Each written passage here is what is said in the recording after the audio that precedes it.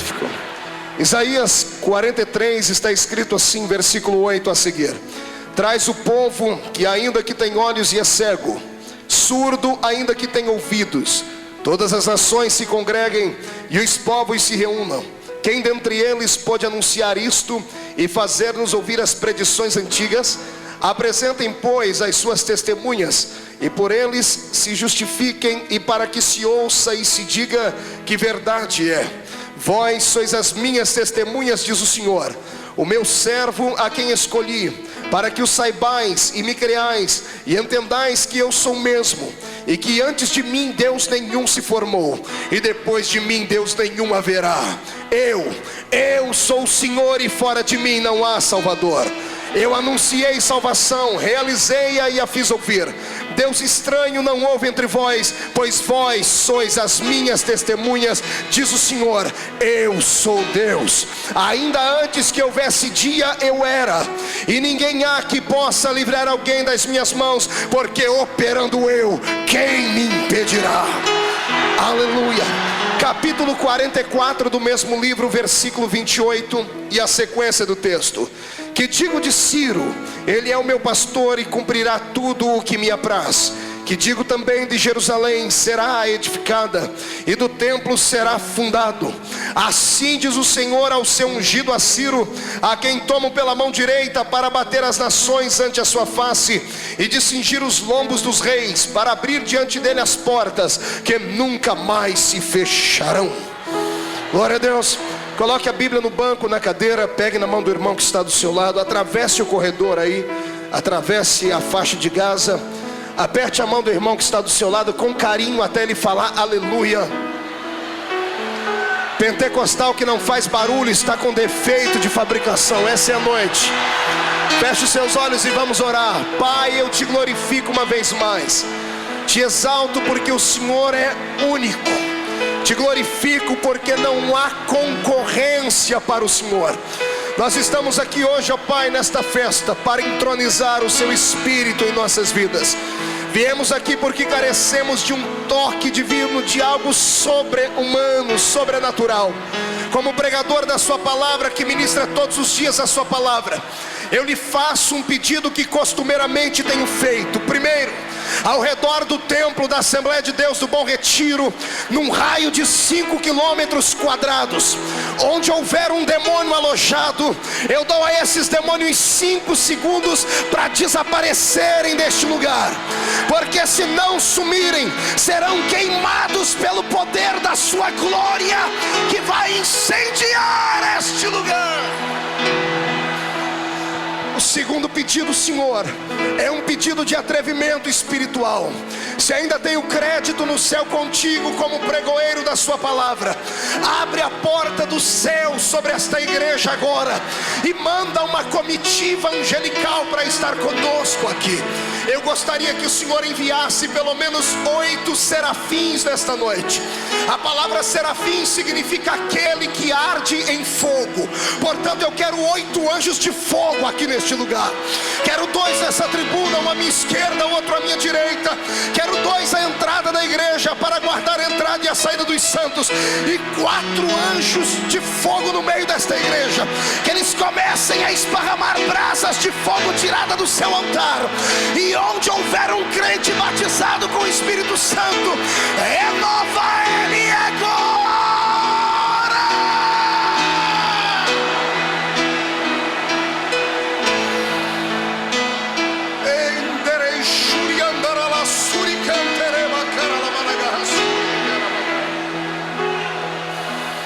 Tu és Deus, tu não precisas da ajuda de ninguém para operar. Mostra a sua onipotência nesta noite, em nome de Jesus teu Filho. Amém? Amém. Antes de se assentar, levante um dedo de profeta para cima comigo. Aponte este dedo no nariz do irmão que está do seu lado com carinho e diga para ele: se segure, porque a mensagem hoje é forte. Vai sacudir o seu interior, vai doer, mas logo em seguida virá o bálsamo, e você não vai voltar para casa andando, vai voltar para casa voando nas asas do Espírito. Quem acredita nisso, aplauda ao Senhor e tome o seu assento. Aleluia. Glória a Jesus, glória a Jesus. Os que podem, tomem o seu assento. Os que não podem permaneçam de pé comigo. Eu prometo não me delongar muito nessa noite. Glória a Deus. Senhoras e senhores, amados de Cristo Jesus, noiva do Cordeiro, simpatizantes da fé evangélica, pastores, leigos, enfim, toda a igreja do Senhor.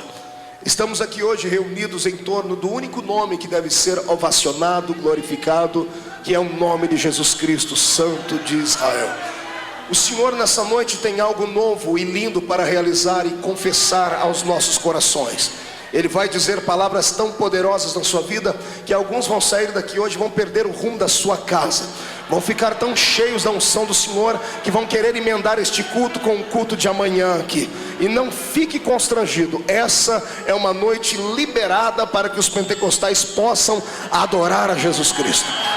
Já deixa avisado ao irmão que está do seu lado que se ele ficar 5 minutos sem abrir a boca, você vai pisar no dedão do pé dele para ver se arranca algum tipo de barulho da boca dele. Amém, queridos? Só mais um glória a Deus para eu não me perder aqui. Lindo, magnífico. Ao abrir a minha Bíblia no livro do profeta messiânico, no livro do profeta Isaías, o Senhor conta ao meu coração uma bela história. O livro de Isaías não é um livro comum. O livro do profeta Isaías, apenas a título de curiosidade, trazendo assim algo de história para aqueles que me escutam, é um livro especial para os judeus. Os judeus amam em particular o livro de Isaías, porque pensam eles que o Isaías da nossa Bíblia, ele trata-se de um profeta, talvez não um profeta, mas o profeta abaixo de Moisés, o maior que permeou a terra. Isaías deixou um compêndio de profecias e está relacionado na categoria dos profetas maiores. Não que ele fosse maior em conhecimento, mas sim pelo volume de palavras e de profecias que ele escreveu.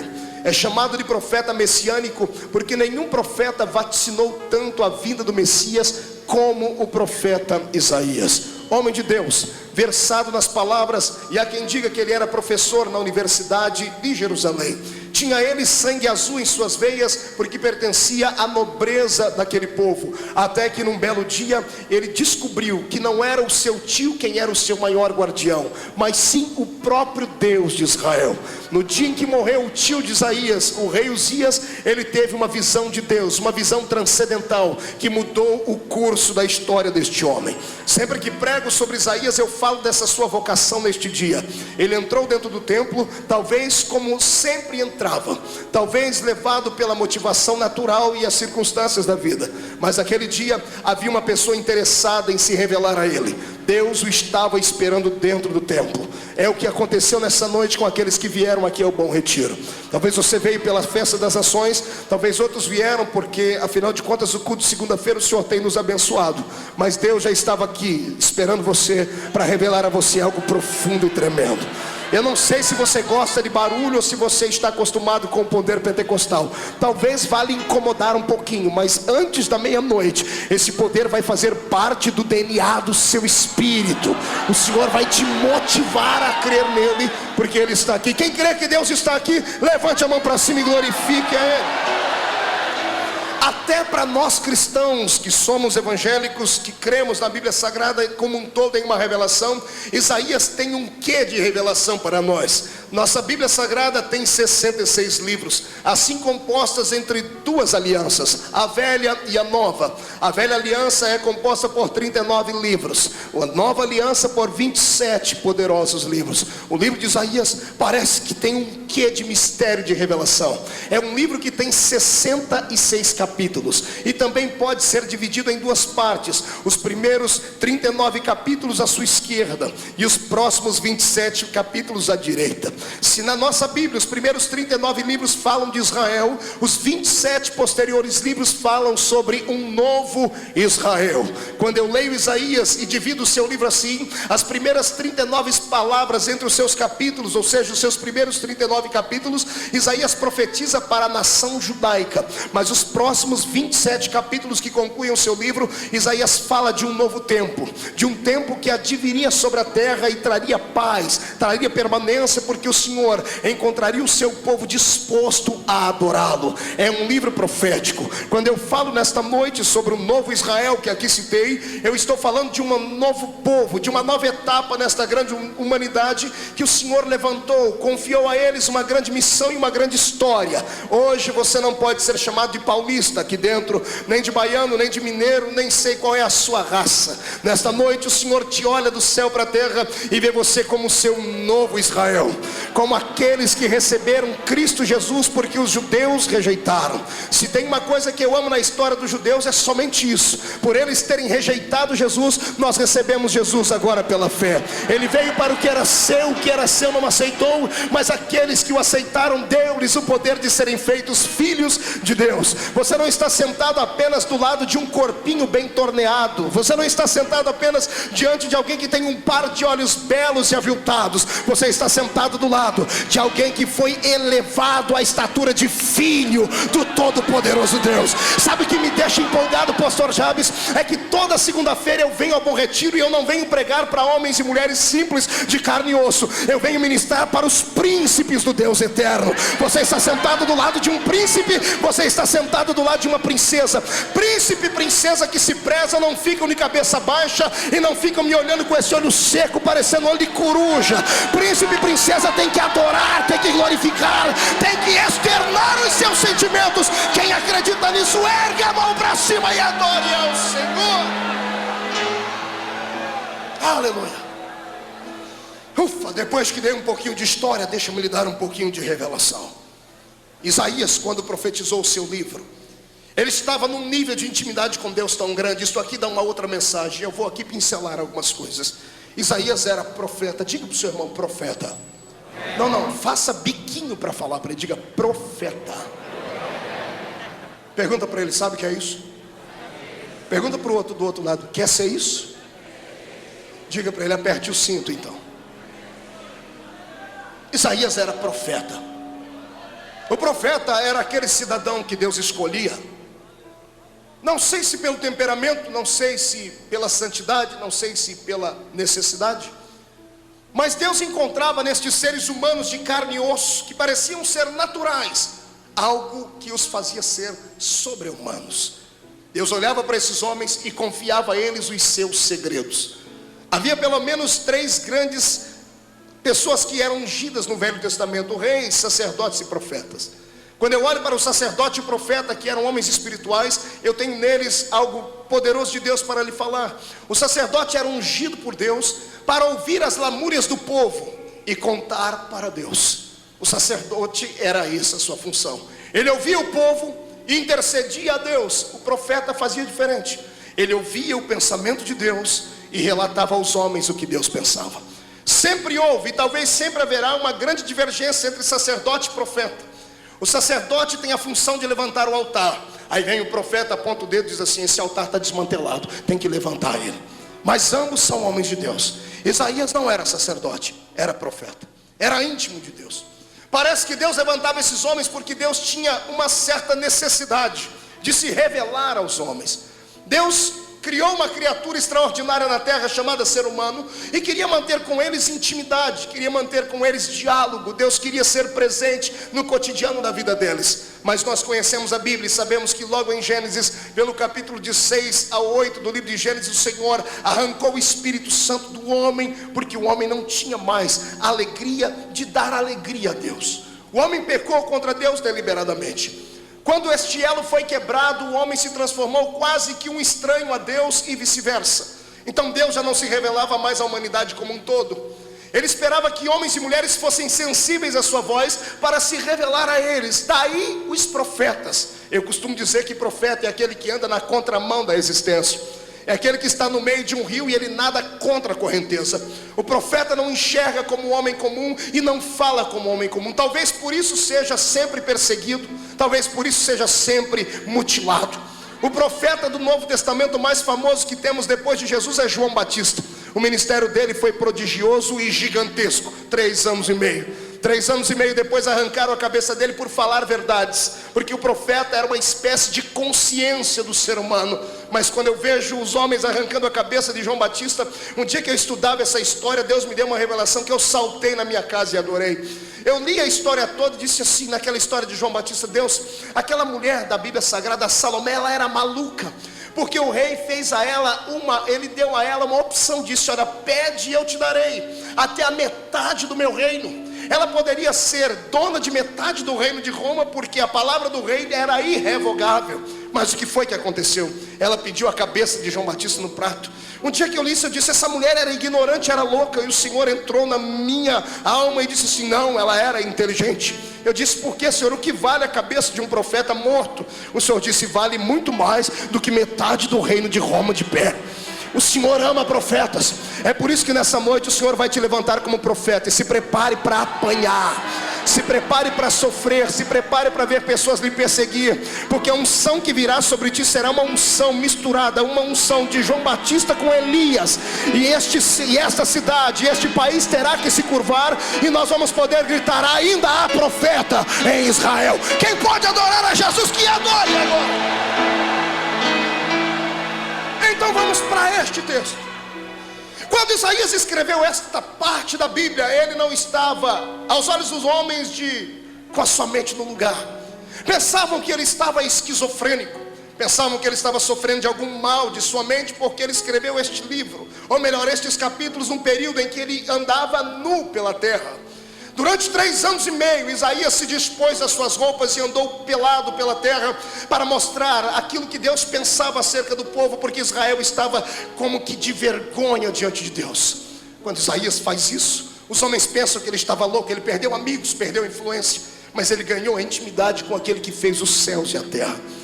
Entre os valores da vida, eu vou lhe dizer uma coisa: entre ser amigo de um homem e ser amigo de Deus, eu prefiro ser amigo de Deus, porque Deus não trai, Deus é honesto, e o Senhor nunca será hipócrita conosco. Por isso eu lhe convido nessa noite a ser amigo de Deus. Se você pegar na mão de Deus hoje e voltar para sua casa, quando chegar na calçada da sua casa, os demônios que mandam lá vão estar com as malas arrumadas, esperando você dar a ordem para eles saírem daquele lugar, porque quem é amigo de Deus tem poder nesta terra. Isaías era amigo de Deus. Neste período, eu quero aqui lhe convidar agora para que você abra o seu coração, porque haverá um momento de melancolia nesta mensagem. Isaías está agora emprestando seu ouvido a Deus. Eu não sei se foi pela manhã, não sei se foi pela tarde. Eu sei que quando Deus queria falar com ele, Deus gritava no ouvido dele, ou chamava ele de maneira suave, mas ele chamava atenção. Eu imagino aqui no capítulo 43, Deus dizendo: Isaías, pois não, Senhor. Filho, eu preciso desabafar. Desabafe, Senhor. Eu quero que você coloque aí no papel o que eu penso do meu povo. Pode falar, Senhor, já estou escrevendo. Eu tenho um povo que, embora tenha olhos, é cego. Tem um povo que, embora tenha ouvidos, mas é surdo. O meu povo não entendeu nada de nada acerca do meu desejo para com eles. Senhor, conte um pouquinho mais. O que o Senhor está querendo dizer com isso? Isaías, o meu povo é ignorante acerca da unção, acerca da amizade, da intimidade que nós podemos ter. Isaías, eles não entenderam nada. Eles pensam que eu sou um déspota, maluco, insano. Pensam que eu sou truculento, pensam que eu sou um tirano, um ditador. E eu não sou isso. Eu sou pai, eu cuido deles. Eu não coloco um jugo mais pesado do que eles podem carregar. E tudo o que eu disse para eles fazerem não era para me mostrar diante das nações, era apenas para salvaguardar a índole, a moral e a santidade do meu povo. Isaías, o meu povo não entendeu. Quando eu disse para eles: não haverá no meio de vós pessoas que possam sair daqui de Israel e irem buscar mulheres estrangeiras para se casar. Eu não quero que o meu povo se misture com os ímpios, com as nações pagãs. Não era que eu queria criar uma raça ariana, puritana, não era isso. Eu queria, Isaías, usar este pretexto para que as outras nações viessem e desejassem ser como Israel seria, e viessem aqui, se casassem na minha terra. Isaías, eu deixei avisado: o estrangeiro não vão mandar embora, é para receber bem, mas eu não quero que o meu povo seja estrangeiro em terra dos outros. Eu quero que os outros desejem ser como eles, e não eles desejarem ser como os outros. Mas eles não entenderam. Isaías, quando eu disse para eles, eu não quero que vocês comam qualquer tipo de carne, eles pensaram que eu queria mexer na gastronomia deles, e não era isso. Isaías, eu não sou mestre cuca, Isaías, eu não quero ser um cozinheiro. Quando eu disse para eles, não era para comer qualquer tipo de carne, era para guardar o corpo do meu povo, era para eles não sentirem doenças, era para não terem cânceres, para não terem úlceras, para não terem o seu sangue em estado de envenenamento. Isaías, eu sou um Deus que cuida do meu povo até nos mínimos detalhes, mas eles não me entenderam. Isaías, quando eu disse para eles, agora vai apertar aqui, quando eu disse para eles, não haverá roupa de homem em mulher, e não haverá roupa de mulher em homem, Isaías, eles acharam que eu queria ser apenas um estilista de Israel. Não era isso, Isaías. Eu não quero ser estilista, eu quero apenas guardar a santidade do meu povo. Eu quero que quem olhe para uma mulher veja que ela é mulher, veja que ela é feminina, veja que ela nasceu com aquela natureza. Quando eu disse para os homens vestirem roupas de homem, é para eles guardarem a sua pureza, para mostrarem que eram viris, e eram a minha imagem, a minha semelhança, mas eles não entenderam, Isaías. O meu povo tem dificuldade em entender aquilo que falo e aquilo que faço. Eu imagino Deus dizendo, Isaías, eu tive 2 Israéis. O primeiro era o Israel do deserto, o segundo é o Israel da terra prometida. E vou lhe dizer, sinto saudades do Israel do tempo do deserto. Sinto saudades do Israel que saiu sem nada na mão, que saiu sem autoridade, sem poder, sem soldados, depois da escravidão de centenas de anos no Egito, e caminharam por 40 anos no meio do deserto. Eu tenho saudade daquela época, Isaías. Por quê, Senhor? Porque naquela época o meu povo dependia de mim até para comer. Todas as vezes que eles estavam com fome, a barriguinha deles doía de fome, eles dobravam o joelho, levantavam a mão e diziam, Pai do céu, nós não temos restaurante, nós não temos como ter comida, os nossos filhos precisam de alimento. Isaías, 2.710.000 pessoas de joelho diziam, Pai, manda comida. Isaías, se tem uma coisa que eu amo, é responder a oração do meu povo. Se tem uma coisa que eu amo, é dar ao meu povo aquilo que eles carecem e necessitam. Deixa eu lhe dizer uma coisa, você não conseguirá nunca, jamais importunar Deus, você jamais pegará Deus de surpresa, mas o que Deus espera é que você coloque para fora o desejo e fale, eu preciso, eu quero, eu necessito, eu pago o preço. Há um Deus no céu que já está arregaçando as mangas dos seus vestidos e tem na sua mão uma bandeja com milagres, com autoridade. Ele está disposto a entregar na sua mão. Então abre essa boca e pede.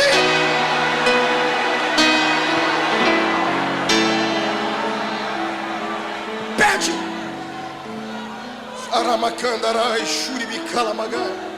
Pede. Isaías, quando eles pediam, manda carne, Pai, manda comida, eu pegava os meus anjos no céu que trabalham na padaria celeste, eles pegavam o maná feitinho na hora e mandavam maná na mesa do meu povo. Quando eles enjoavam do cardápio e pediam, Pai, nós queríamos outro tipo de comida, eu fazia chover carne na mesa deles. Quando eles estavam cansados de beber da água lamacenta do rio Nilo, ou daqueles pseudo-oásis no meio do deserto, quando eles queriam água cristalina e diziam, Pai, nós queremos água, e eu falava para o meu servo, toca na rocha e a rocha vai verter água. Isaías, quando eles estavam caminhando durante o dia e o sol estava esturricando a pele, quando eles começavam a se abanar, diziam, papai, a temperatura está quente, eu levava a minha nuvem em cima deles e mudava o clima. Eles andavam no meio do deserto como se estivesse dentro de um carro com o ar-condicionado ligado, porque eu cuido do meu povo. Quando estavam durante a noite morrendo de frio, porque no deserto é assim, ou é 8 ou é 80, ou é frio demais ou é calor demais. À noite, quando eles estavam para se congelar, eles começavam a gemer de frio, eu acendia a minha tocha em cima da nuvem e eles ficavam guardados debaixo do calor. Isaías, onde foi que eu falhei?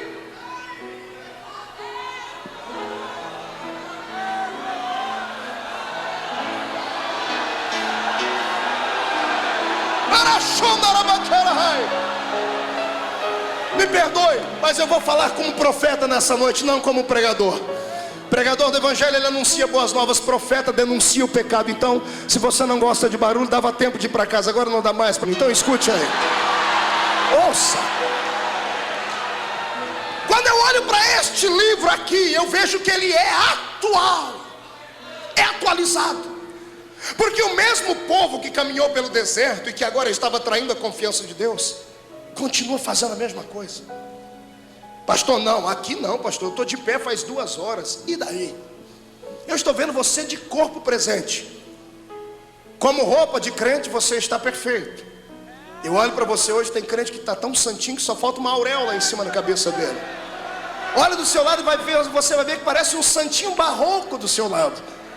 É verdade, cuidado para não encostar nas costas dele, porque tem uma asinha aí do lado, aí atrás. Mas quando sai daqui, só Jesus sabe o que apronta aí para fora. A minha geração é uma geração hipócrita. É uma geração que quer cultos que venham massagear o ego deles. Não querem cultos onde o pecado seja exposto e a palavra pregada debaixo de uma autoridade divina. A minha geração quer pulos e gritos. A minha geração quer festa, quer shows. A minha geração quer que os seus desejos que são ocultos da alma sejam liberados. Querem ouvir pregadores que venham falar aquilo que eles querem ouvir. A minha geração está acostumada a ouvir mensagens que dão certo e não mensagens que falem sobre aquilo que é certo. Quando eu olho para este povo, eu sinto que Deus continua dizendo a mesma coisa. Filho, o meu povo continua tendo os olhos e são cegos, continuam tendo ouvidos e não conseguem ouvir a minha voz. Por isso Deus te trouxe aqui nesta noite. Assim como esta festa de nações é profética, profética será aquilo que Deus vai começar a fazer na sua nação evangélica. Eu profetizo uma mudança dentro das igrejas evangélicas daqui até o Natal. Eu profetizo que o meu Senhor vai fazer uma limpeza na sua igreja, vai começar a tratar as coisas que estão ocultas. Não sei se você ainda acredita nesse tipo de mensagem, mas escute, vista a carapuça e ainda dê glória a Deus. É tempo de avivamento, é tempo de resgate de verdades, é tempo de reconstrução, é tempo de vida. Deus está observando a sua igreja.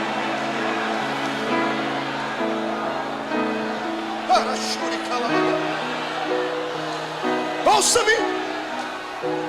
Sabe qual a carência que Deus tem neste século? Não são de homens ricos, nem de grandes políticos. Deus não precisa das nossas estratégias humanas.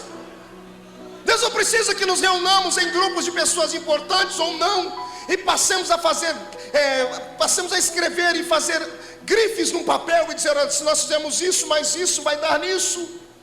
Deus não está procurando pessoas que sejam intelectualmente preparados e que tenham seu QI acima da média. Deus está procurando profetas.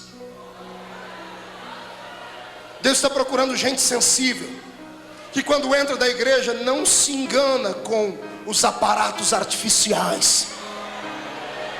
Deus está procurando alguém que não se mundanizou. A igreja deve modernizar, sim, mas mundanizar jamais.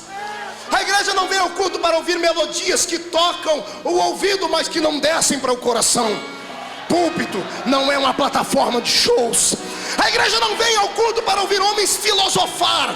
Filósofos, se você quiser ouvir, pegue livros, vá ler sobre Sócrates, Platão, Aristóteles, Goethe, vai ouvir esses homens, você verá filosofias. A igreja precisa ouvir verdades, verdades que a encaminhem para o céu. Jesus está voltando, a trombeta vai tocar, e não é de qualquer jeito que vamos subir. É por isso que este culto, pastor Jabes, é profético. É por isso que esta igreja está cheia de pessoas essa noite. Deus vai arrancar de dentro da sua igreja o espírito de hipocrisia que existe no século 21 e levantará novamente os fiéis.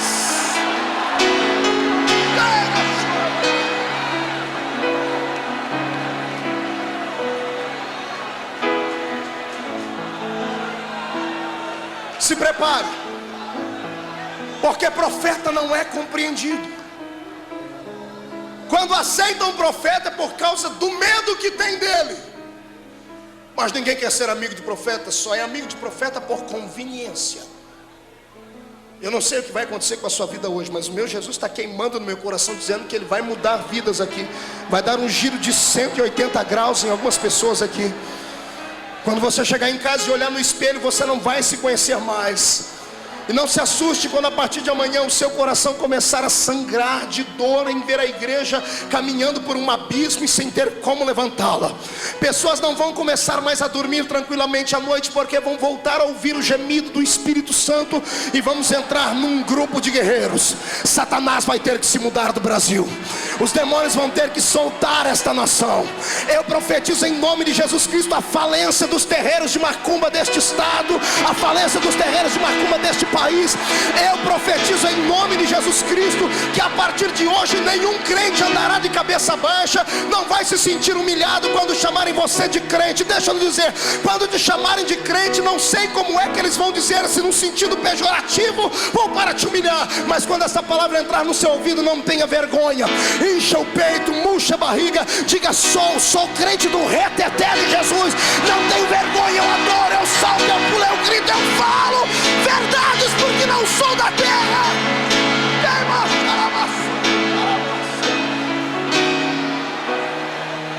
Deus está procurando profetas. Eu queria que você olhasse à sua esquerda, por gentileza, dê uma olhadinha à sua esquerda, de canto de olho, para não assustar o irmão. Olhe para quem está à sua direita agora, de canto de olho também. Finge que está coçando a cabeça e olhe para quem está atrás. Esbarra na costa do irmão que está na frente, ele vai olhar para trás, você olha para a cara dele. Olhe para mim. Você acha que esse que está aí do seu lado tem jeito para ser profeta? Pastor, como é que a gente vê as características? Vou lhe dizer, se ele estiver aí me olhando assim de cima para baixo, fazendo um bico de tamanduá, com olho seco igual olho de sapo que morre no dia de enchente, e tiver com a boca travada, boca de aço, língua de ferro, dá um grito na orelha dele, porque não serve.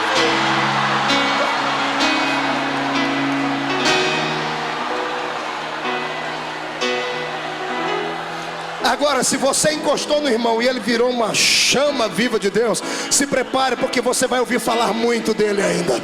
Diga para o seu irmão: você vai ouvir falar muito de mim ainda. Diga para ele: você vai ouvir falar muito de mim ainda. Sai da frente, Satanás, estamos em guerra.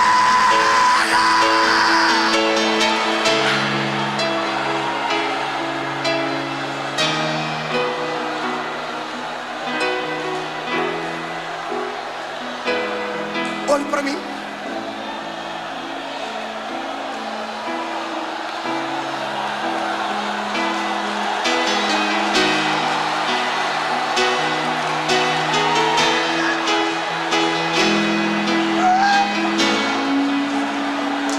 Não me critique, adore a Deus. Deixa o Senhor te tomar por uns minutos. Levante as duas mãos para cima, Jesus. Onde houver um pentecostal de verdade, pega ele.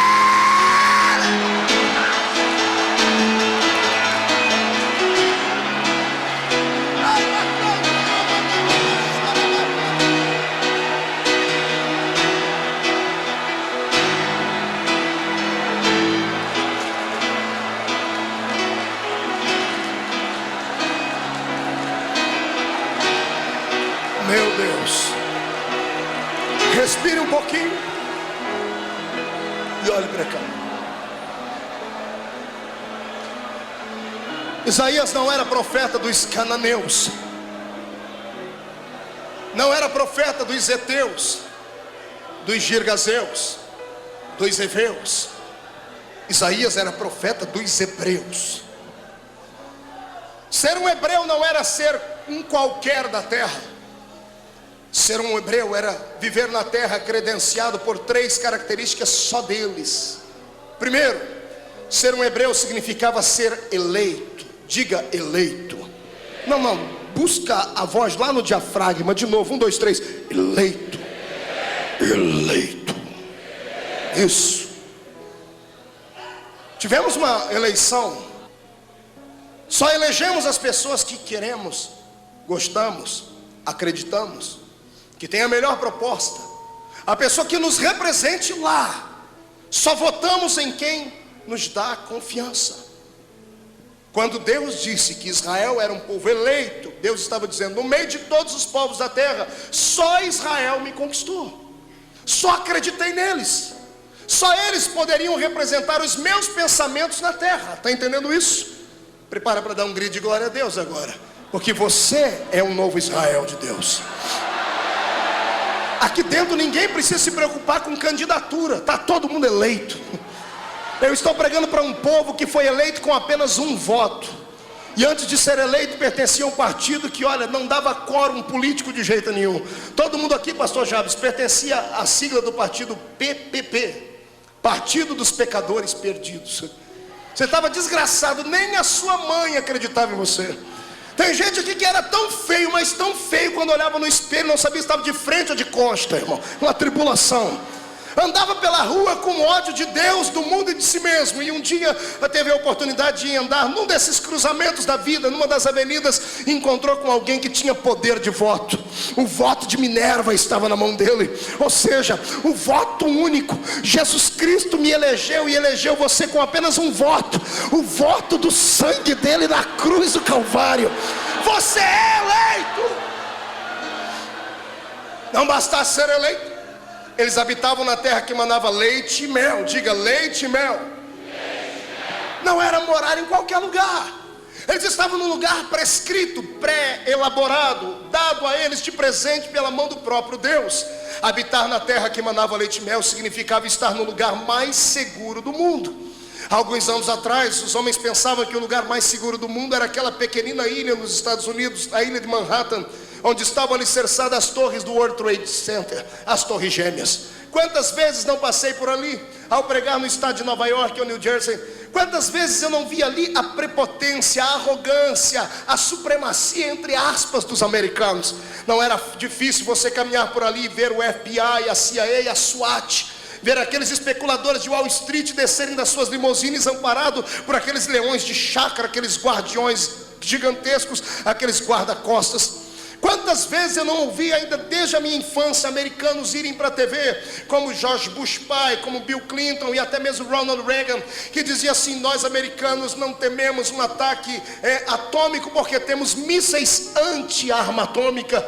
Ou seja, se alguém liberasse uma arma atômica contra eles, os radares deles eram capazes de rastrear e explodir a bomba antes de caírem ali. Estavam com o seu ego inchado, achavam que só porque tinham guardas em volta da sua casa estavam guardados. Se esqueceram de um versículo da Bíblia, onde os seus pais na fé aprenderam: em vão vigia o atalaia, se o Senhor não guardar a casa. Se esqueceram que quem guarda a vida do crente é o próprio Senhor dos exércitos. E o que aconteceu? Aconteceu que alguns anos atrás, alguns homens insanos, malucos, endemoniados, não estavam com arma atômica, não estavam com metralhadora, com faca de pão na mão, dominaram aviões, lançaram os aviões sobre o World Trade Center, sobre o Pentágono, e o mundo inteiro de lá para cá virou uma miséria de terror. Há uma expectativa no coração da raça humana, porque ninguém mais vê paz. O Oriente Médio está em chamas, a Europa está amedrontada com o ataque que houve em Madrid. Nós vemos aí todos os dias nas páginas dos jornais, os principais deles, que a guerra é iminente. Não há mais paz, não há tranquilidade, ninguém mais tem tranquilidade nesse mundo. Quando eu lia isso um dia desses, e um dos grandes repórteres da Folha de São Paulo escrevendo sobre isso, dizendo que já não há mais paz e nem segurança, e não há mais ninguém que tenha calma e paciência, eu comecei a dar gargalhadas, porque eu disse: esse escritor não conhece o povo que eu conheço. Eu conheço um povo que não teme ataque aéreo, não teme a ira de Bin Laden, não teme os mísseis atômicos do Oriente Médio. Eu pertenço a um tipo de povo que é guardado por dentro e é guardado por fora. Eu pertenço a um povo que habita a terra que mana leite e mel. E a terra que manda leite e mel tem nome. Eu sei que um crente vai gritar: já sei, pastor, a minha é a Assembleia de Deus. E eu vou dizer: é claro que não é a Assembleia de Deus. O lugar que manda leite e mel, este lugar abençoado, não se chama Assembleia de Deus, nem Batista, nem Igreja Universal, nem Metodista, nem Presbiteriana, nem Igreja Jesus Cristo foi ali e já volta. Não, esse lugar tem nome. A terra que manda leite e mel se chama o centro da vontade de Deus. Quem está no centro da vontade de Deus está guardado. Quem está no centro da vontade de Deus, se levantarem contra ele 11.000 demônios, 1.000 demônios cairão ao seu lado, 10.000 à sua direita, e eles não serão atingidos. Ei, cantará, basuri andarabagai. Isaías era profeta do povo eleito. Era profeta do povo que habitava numa terra que manava leite e mel. E também era profeta do povo que tinha a maior de todas as credenciais. Enche o peito aí para dar um glória a Deus comigo. Maior do que ser eleito, maior do que habitar na terra que manava leite e mel. Israel tinha uma coisa que era só deles. Nenhuma nação era como eles. Todas as nações tinham deuses com D minúsculo, inúmeros. Israel tinha apenas um Deus. Um Deus com D maiúsculo. Um Deus que quando estava conversando com Isaías disse assim: avisa o meu povo que ainda antes que houvesse dia eu era. Ninguém há que possa livrar alguém das minhas mãos, porque operando eu, quem me impedirá? Dá para nascer um macho na terra, um demônio no inferno, ou um anjo no céu, para peitar o meu Deus e não sair fulminado. Dá para nascer alguém que tenha coragem de debochar de Deus e não receber no seu corpo a punição por essas coisas, porque eu não sirvo a um Deus de meia pataca, eu sirvo a um Deus que é pura essência de glória e magnitude. Ô pastor, pega leve, porque me disseram que o meu Deus é amor, me disseram que o meu Deus é paz. Sim, mas se esqueceram de dizer que o seu Deus também é juiz, que Ele é justo. O meu Deus não pactua com infidelidade. Não é porque na sua igreja te aceitam do jeito que você veio. Eu sei que esta é a premissa da mensagem: venha como está. Aí nós temos que complementar: venha como está, mas não pode ficar como veio.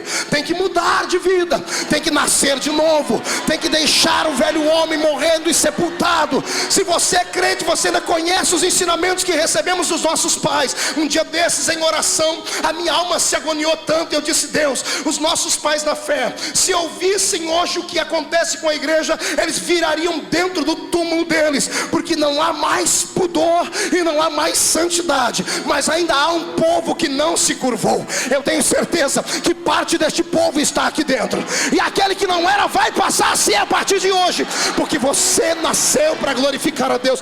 Para que é que você acha que Jesus te deu esse belo corpo que tu tens?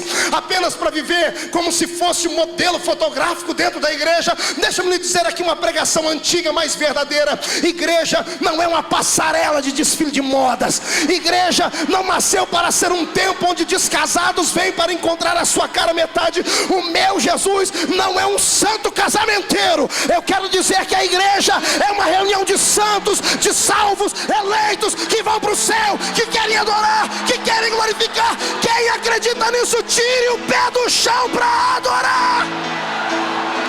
Deixa.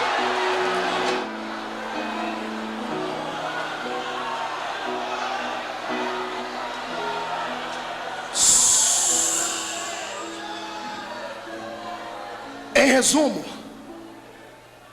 Deus estava dizendo: Isaías, eu escolhi Israel não para andar pendurado na minha cintura como se fosse o meu chaveirinho particular. Eu escolhi Israel para que fossem um exemplo para as outras nações.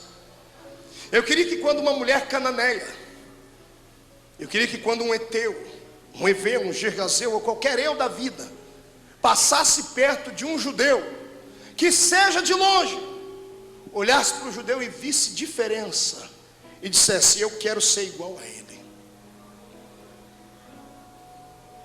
Deus queria que as mulheres das religiões pagãs, ao olhassem uma judia se vestir, se portar e cantar e adorar o seu Deus, fosse como eles. E sabe onde foi que Israel pecou? Aqui. Israel não conseguiu mudar o mundo, mas o mundo conseguiu mudar Israel. Se você entendeu a mensagem, pode começar a dar glória a Deus. A igreja não pode ser mudada pelo mundo. O mundo é quem tem que ser impactado com a vida da igreja. Quando eu falo roupa de homem, roupa de mulher, eu não estou falando de calças, não estou falando de mini blusas ou coisa assim. Estou falando daquilo que tira o pudor, daquilo que tira o brilho da presença, da imagem de Deus na vida do ser humano. Quando eu falo dessas coisas, eu não falo apenas de uma santidade aparente. Eu falo de algo que começa lá dentro e se exterioriza. Eu falo de algo que só Deus pode dar. Está na hora de você deixar de viver essa vida esquisita, abaixo da média, como um crente que parece uma galinha de Angola, que toda vez que dobra o joelho diz: eu estou fraco, estou fraco, estou fraco. Toda vez que eu recebo 1 milhão de e-mails todos os dias e mando: pastor, me ajuda em oração, porque a carne é fraca. Eu já tenho um e-mail decorado que de resposta eu mando um e-mail para dizer assim: e por acaso o pecado é vitamina para fortalecer a carne? Porque a carne é fraca e todo mundo peca. Quando peca é para fortalecer. Está na hora da igreja voltar a usar uma palavrinha pequenina. Me desculpe a falta de decoro, mas vou dizer assim mesmo: a igreja precisa novamente de um brilho no rosto, tomar vergonha na cara e voltar a ser uma igreja que transforma, uma igreja de vida.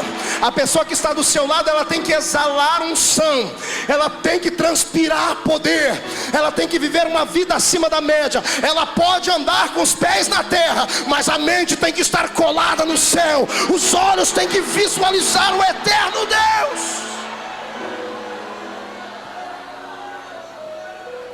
Isaías, o povo não entendeu. E o que o Senhor quer fazer? Eu já puni eles. Só no livro de Juízes eles se curvaram mais de 240 anos diante de outras nações. Deus não conseguiu consertá-los. Agora Deus dá o golpe de misericórdia. Ele avisa Isaías: eu vou ter que arrancar o povo que eu escolhi da terra que eu dei. Vou permitir que um outro povo os aprisione. Vai doer mais em mim do que neles. Mas o meu povo só conhece a linguagem do sofrimento. Infelizmente essa é a realidade do crente. Sabe qual é o melhor culto da igreja? É os cultos de campanha. É os cultos chamados culto de libertação. Pode ver, esses cultos é um culto alegre, é vivo, é cheio do poder. Porque está todo mundo desgraçado. Está todo mundo pobre, está todo mundo desempregado, está todo mundo doente. Aí o camarada vem, ele esquece que é formado, esquece que é doutor, que é médico, esquece que já foi isso. Ele entra aqui dentro como uma criança, ele grita, ele bate na porta até ela se abrir, ele se solta. Quer ver culto difícil? É aquele culto que você vem, está todo mundo social, do seu jeito, gente que não precisa de nada, que está com a vida abastada, o carro importado está lá fora, tem combustível, tem tanque. Aí fica aquela formalidade. Mas o culto como esse aqui é bom. Você acha que esse irmão está em pé do seu lado para quê até agora? Para me ouvir, irmão? Você acha que ele veio aqui por causa da comida que vai ter aqui do outro lado? Ele veio aqui porque ele precisa de Deus. Ele precisa de um toque divino. É por isso que Jesus te deu aqui. Ele vai te ungir nessa noite. Ele vai colocar dentro de você uma unção tão forte que os demônios, se tiverem inteligência, vão sair do seu caminho. E eu profetizo que labaredas de fogo serão exaladas das suas mãos, dos seus lábios. Quem acredita nisso, faça barulho nesse lugar. Deixa eu acelerar para concluir.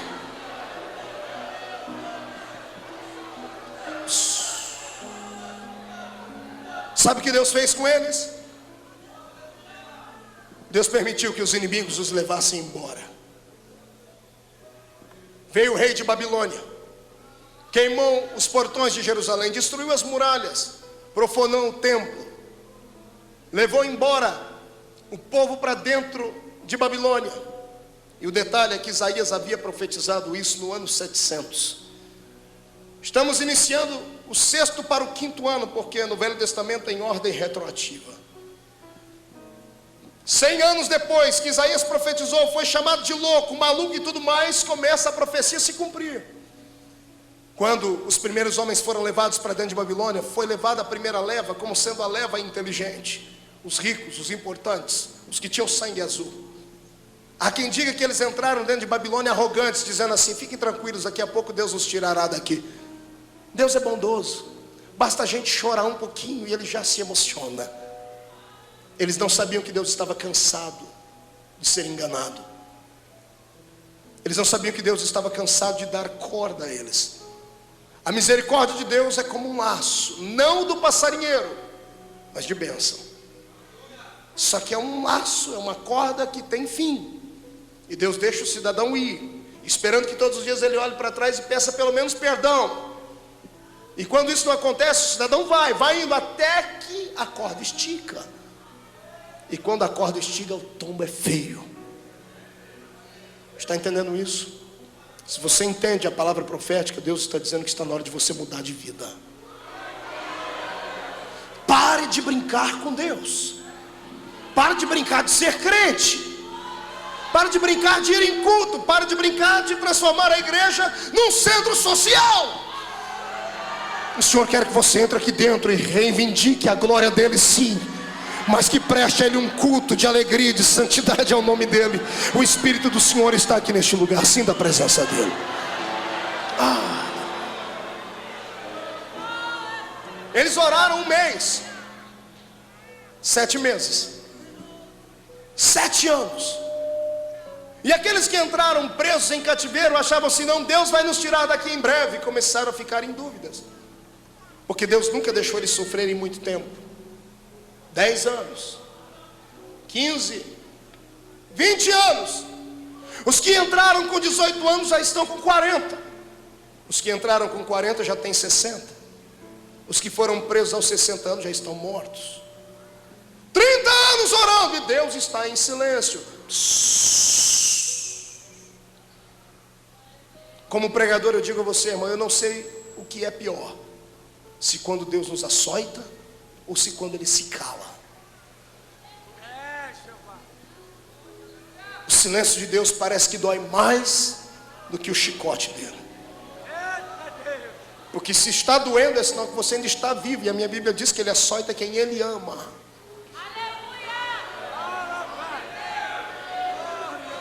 40 anos, os meninos que entraram com 18 estão com 60.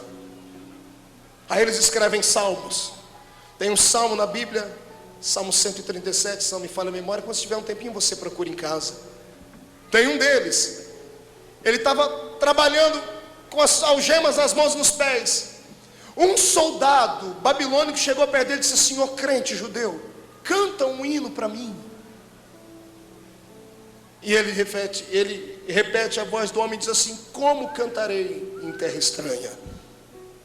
Eu sinto saudades dos salgueiros que havia em Jerusalém, onde pendurávamos as nossas harpas. Não há alegria, como cantar um hino do Senhor em terra estranha? Eu abro um parênteses para dizer isto aqui: o que tem de gente aqui dentro que já profetizou, que já viu o céu pelo lado de dentro.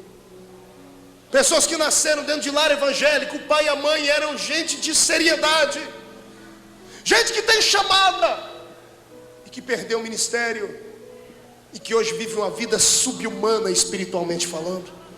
Se arrastam, pulam de igreja em igreja, porque não tem mais parada, não há paz na alma. A sua alma está num cativeiro. Deus está tratando com você. Ele não quer que você morra nesse cativeiro. Ele quer que você dobre o seu joelho, ou dobre a sua alma, e reconheça que você já foi melhor do que é hoje, e que precisa mudar de vida.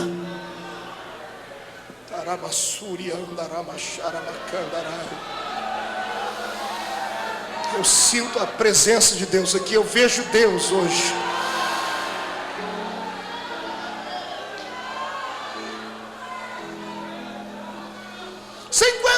De cativeiro.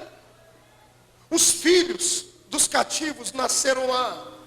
Eles nunca viram Deus, nunca viram milagres, mas os pais lá com a algema na mão diziam: filhinho, não faça como nós fizemos. Nós pecamos contra Deus. E os filhos que nasceram em cativeiro conheciam um Deus de lendas, mas era tanta verdade que saía da boca do pai deles que eles acreditaram e começaram a orar também. 60 anos depois, 65 anos orando, e parece que o céu está de bronze. Não é que Deus não ouvia, Ele ouvia, mas não podia se pronunciar. Deus precisava curar o câncer. Toda doença forte tem que ser tratada com choque. Toda doença, como pecado, tem que ser tratada com veracidade. Não se pode passar um pano quente. Não se pode dar um tapinha e dizer: pode ir embora, não tem problema, o que você vai fazer amanhã. Não. Doença tem que ser tratada na altura da sua gravidade. O silêncio de Deus durante 70 anos curou o povo. 70 anos depois não tinha mais ninguém arrogante. Quando eles terminavam o trabalho escravo, eles dobravam o joelho, todo mundo, e oravam chorando: Deus, perdoa o pecado dos nossos pais. E aquela oração foi subindo. O choro de uma nação inteira chorando 70 anos não era mais uma gota, já era um rio de lágrimas. Estava diante do altar de Deus, e Deus olhou e disse: era isso que eu queria. Eu queria Israel assim, quebrado, esmiuçado. Às vezes Deus nos quebra inteiro, irmãos. Às vezes Deus permite a gente perder tudo. Às vezes o Senhor permite que as adversidades venham sobre a gente, sobre os filhos da gente, sobre os negócios, só para isso. Não é que Ele é masoquista, não é isso. É que a única maneira que Ele encontrou de ver você de pé diante dEle foi assim. E é um tratamento de choque. Eu profetizo que este câncer será extirpado hoje, em nome de Jesus Cristo. Saúde virá sobre a sua vida e sobre a sua casa. Se você crê em visões, creia na visão que este profeta está tendo. Eu estou vendo casas que estavam caiadas, destruídas, sendo erguidas e levantadas novamente. O Senhor está pondo diante dos meus olhos aqui pessoas, pedreiros, trabalhando em volta de casas que estavam destruídas e reerguendo elas. É a sua vida. O Espírito começa a reconstruir a sua vida hoje. Quem acredita, abra a boca, adore e fale línguas. É a noite da sua vitória.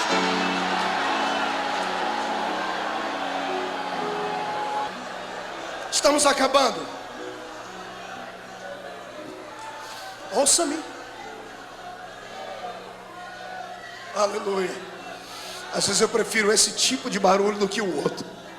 Esse aí de gemido, escute aí, ó. Choro. Esse não tem como imitar. É hoje, Jesus. É hoje. É hoje. Os demônios vão se mudar da rua da sua casa. Fique tranquilo. É hoje. É hoje que você que entrou aqui caído, angustiado, vai sair daqui marchando como um soldado. Eu profetizo em nome de Jesus Cristo, a sua vida está separada entre dois tempos. Há um divisor de águas antes e depois dessa mensagem. Se prepare, porque o tempo de cantar chegou.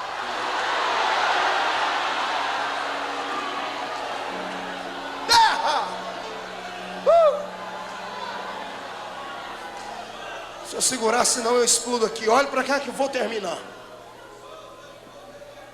70 anos depois, Deus olha lá de cima, creio que com lágrimas nos olhos, porque Deus é uma pessoa e tem sentimentos. A minha Bíblia diz que Ele se entristece. Quem se entristece acaba chorando. Nesse dia os olhos de Deus não estão lacrimejando com lágrimas de tristeza, mas com lágrimas de emoção. Imagino Deus dizendo: curei o meu povo. Foi um tratamento de choque. Foi duro. Foi duro ver o filho deitado em uma cama doente. Foi duro ver o filho receber tratamento pesado. Mas agora valeu a recompensa. O filho está de pé, curado. Deus olha para eles assim: Israel, eu ainda sou o Senhor. Fora de mim não há Salvador. E vou dizer mais. Lembrem-se do que eu disse a Isaías: quando eu opero, ninguém me impede. Levante a mão direita, pegue o ombro do seu irmão com carinho. Agora chacoalhe ele até ele ficar irritado. Chacoalhe ele, diga para ele: você crê nisso? Diga: operando Deus, quem me impedirá? Grita no ouvido do seu irmão: é noite de vitória. Então salta desse lugar para adorar. Fica de pé comigo.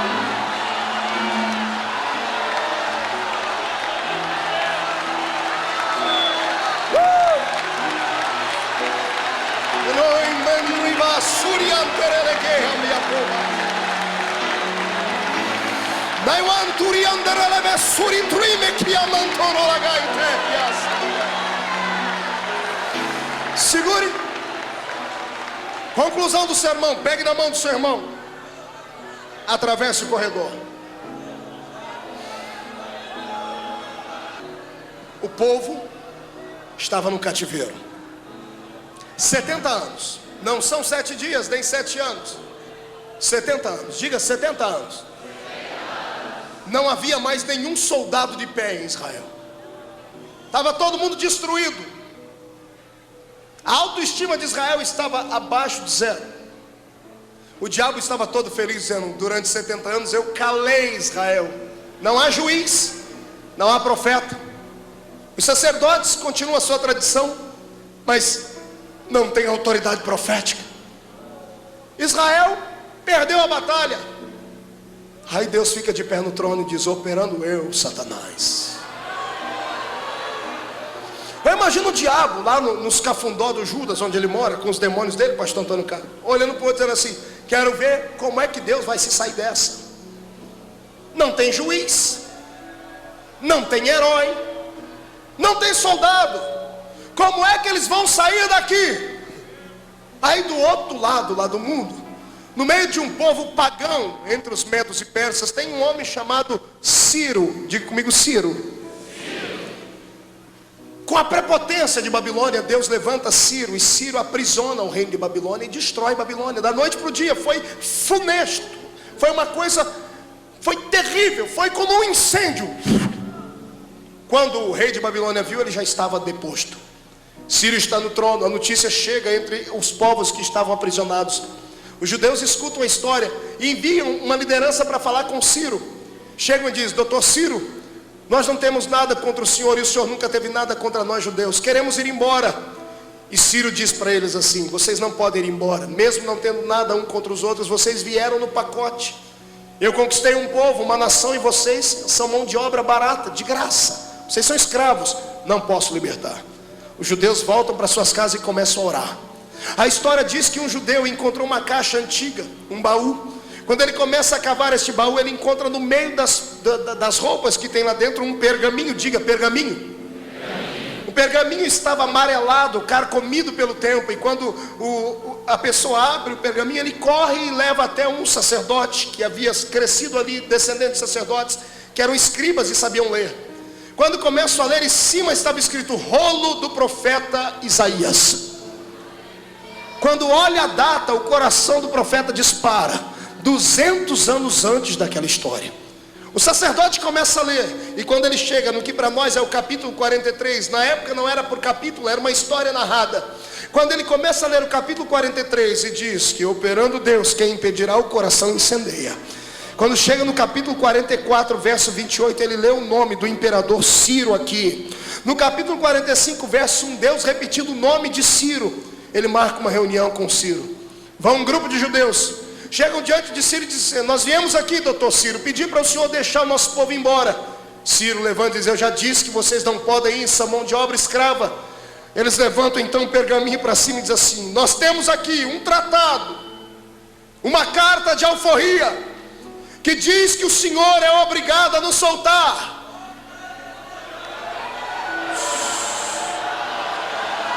Todo mundo para no palácio, Ciro fica desconcertado. Dizem que quando Ciro ouviu isso, ele diz: deixa-me ler. E o sacerdote leva o Isaías 45 para ele, 44. Quando ele começa a ler aqui no livro o nome dele, que digo de Ciro: ele é o meu pastor e fará tudo o que eu mandar.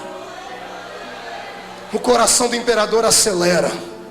Ele vai para o capítulo 45 e diz: porque eu ungi a Ciro e dei a ele o poder de abater todas as nações, porque diante dele ninguém ficará de pé.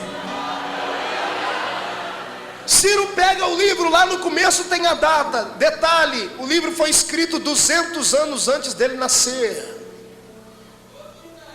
Ai, Jesus. 200 anos antes da mãe dele nascer. 120 anos antes da avó dele nascer. O Deus dos judeus já conhecia ele pelo nome.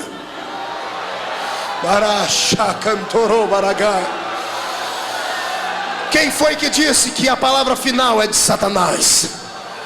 Quem foi que disse que Satanás pode continuar tripudiando em cima da sua vida, porque ele não sabe que este cativeiro que você está, quem abriu foi o Senhor para te colocar lá dentro e te dar uma lição. Mas o tempo do cativeiro terminou. Quem vai te arrancar com mão forte deste lugar é o próprio Deus. Aperte a mão do seu irmão, vou terminar agora. Em tempos de crise, Deus tem um elemento surpresa. Deus tem uma arma secreta.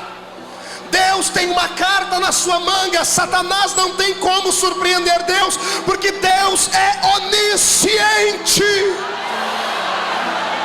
dificuldade do homem é essa: nós temos mais fé para crer no diabo do que para crer em Deus. Sabe por que você está oprimido, deprimido, comprimido e destruído? Porque você pensa como o diabo. O diabo só fala do seu passado. Você olha para o passado, o diabo só fala das coisas que você fez. Isso te destrói. Sabe por que o diabo nunca vai ganhar de Deus? Porque Deus sempre está um passo à frente dele.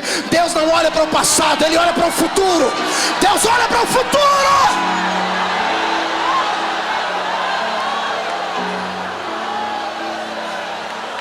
O diabo está rindo de você porque você era um milho e ele te esmagou. Ele não sabe que Deus estava querendo isso para transformar você numa bela polenta. Ele não sabe que Deus não perde. Deus não é homem para ser derrotado. O meu Deus nunca perdeu uma batalha, e não vai ser para a sua vida que Ele vai perder. Eu profetizo em nome de Jesus que hoje o Senhor levanta um homem, um anjo, uma oportunidade, e se ninguém puder, Ele sentará nas asas do vento e virá interceder pela sua vida, porque você nasceu para a vitória.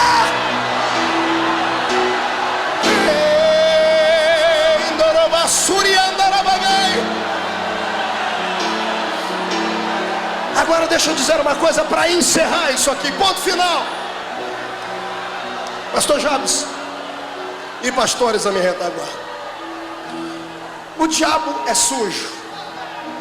A vida do diabo é tentar contra a vida desses homens. Você sabe disso. A única coisa que o diabo se esquece é que o número de demônios que ele tem é limitado. E ele não tem muitos demônios à disposição dele. Quando caíram do céu, caiu a terça parte. Para cada demônio que te oprime, existe 2 anjos para te livrar.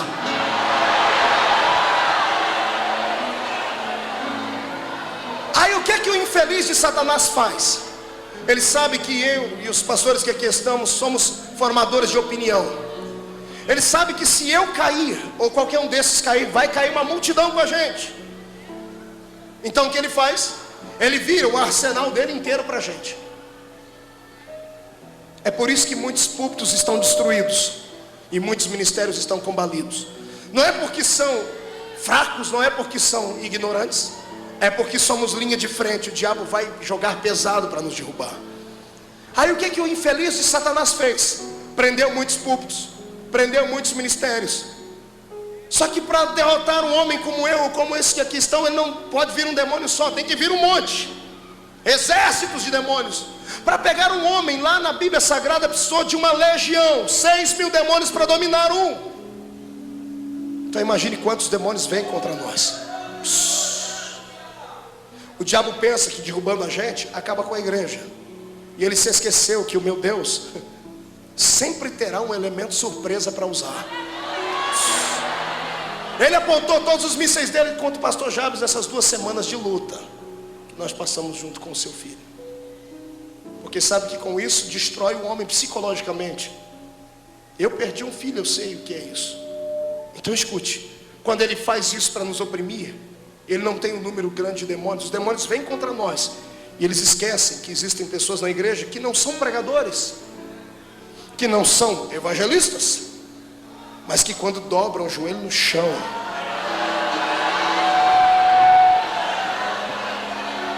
murcha a barriga e estufa o peito. Eu não estou pregando para homens e mulheres comuns essa noite. Eu estou pregando para aqueles que são o elemento surpresa de Deus. Se a igreja brasileira anda dentro de um cativeiro, o tempo de sair desse cativeiro chegou. E se o diabo pensava que Deus ia usar um grande pastor, um grande evangelista, uma grande cantora para tirar, ele perdeu a paciência e vai perder a história. Porque Deus não precisa de mim para livrar vocês, Ele pode usar você. Nessa noite Deus vai pegar um menor aqui entre nós, aquele que está no último lugar da fila. Deus vai virar a fila. Aquele que estava lá atrás virá para frente. E eu profetizo que uma unção de consagração para ministério desce sobre este lugar agora. Se prepare para receber uma chamada de Deus que vai impactar a sua geração. Comece a adorar. Solte a mão do seu irmão. Eu quero saber quantos querem receber uma unção dobrada para ser esse elemento surpresa de Deus. Dê um passo à frente. Dê um passo à frente. Estamos terminando. Sua barriguinha está roncando. Já vamos comer coisas gostosas aqui do lado. Venha, venha rápido. Vai chover. Fecha o guarda-chuva.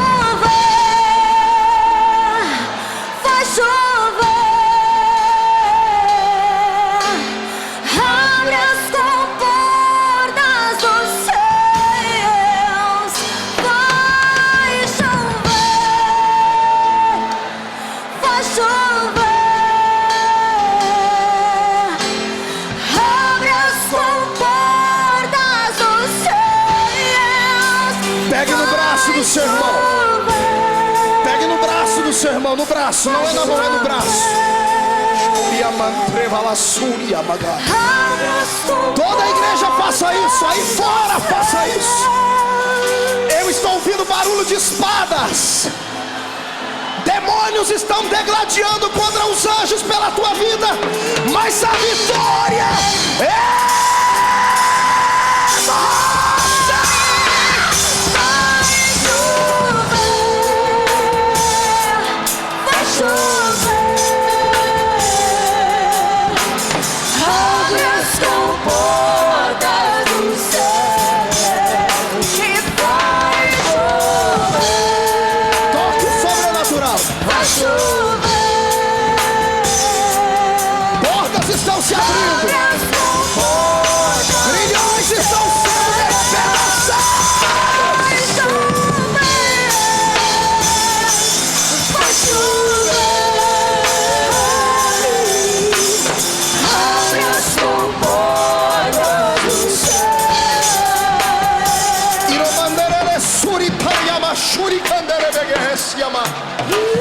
Senhor Deus, quem ora aqui é o teu servo Marco Feliciano. Se há verdade na palavra que eu aqui preguei, se o Senhor pode levantar homens e mulheres da qualidade dos profetas do Velho e do Novo Testamento, onde houver um candidato à função de profeta, onde houver um homem e uma mulher que sentem náuseas ao ver a sua igreja escambar para o lado do mal, onde houver alguém que deseja ver a renascença espiritual do seu povo, onde houver alguém que deseje dons espirituais, derrama sobre eles agora uma força tão grande que arranque eles do chão agora, agora, agora, agora, agora, agora.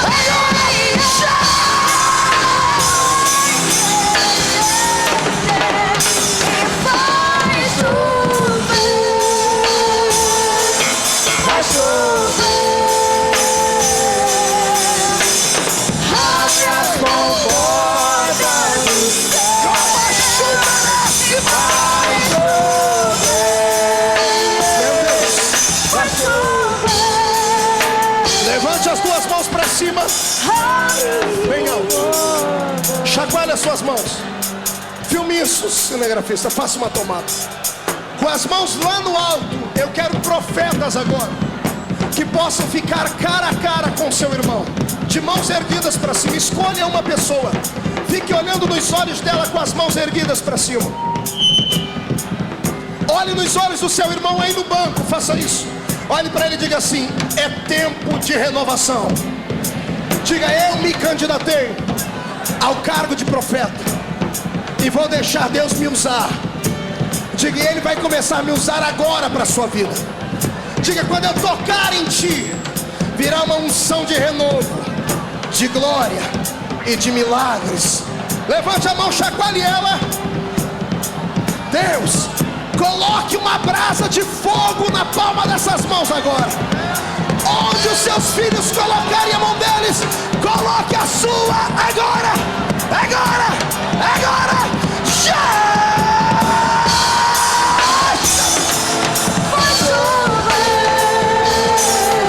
Impõe as mãos, ore por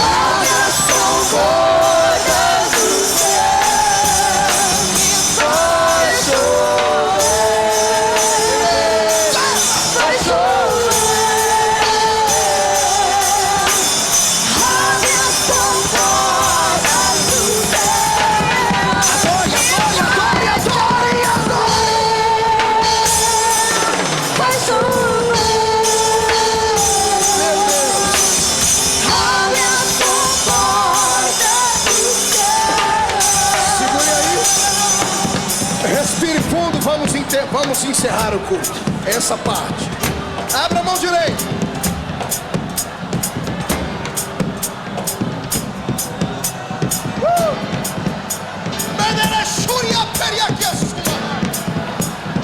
Diga em nome de Jesus: todos os demônios que oprimiram a minha vida e têm roubado a santidade da igreja, que tem levado embora a unção e a glória, eu ordeno, em nome de Jesus, para a palma da minha mão agora.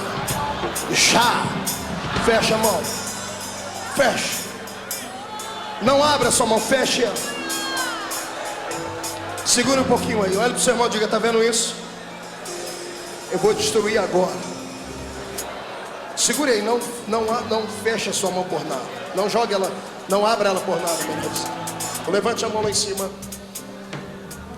Vou contar até 3. Você vai jogar no chão e vai pisar em cima. 1. É um tempo de renovo na sua vida. 1,5. O Senhor vai lhe batizar com o Espírito Santo. 2. Há um avivamento chegando na sua casa. 2,5, quando entrar pela porta da sua congregação depois de hoje, vai incendiar. 2,75, Satanás é um derrotado. 3, jogue no chão, pise em cima e...